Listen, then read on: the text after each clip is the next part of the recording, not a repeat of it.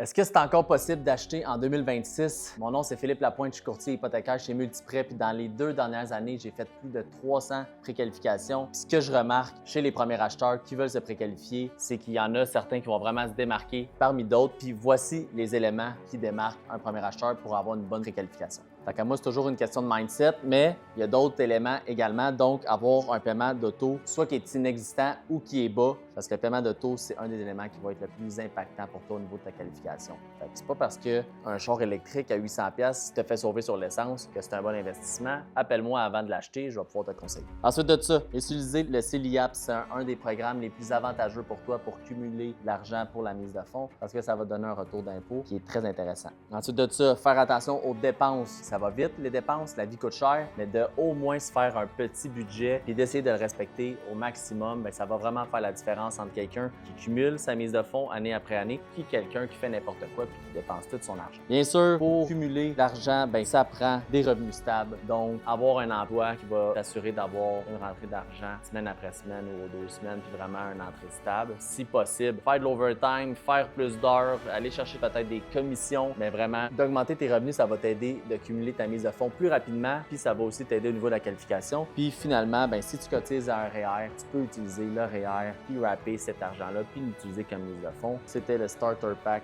du premier acheteur.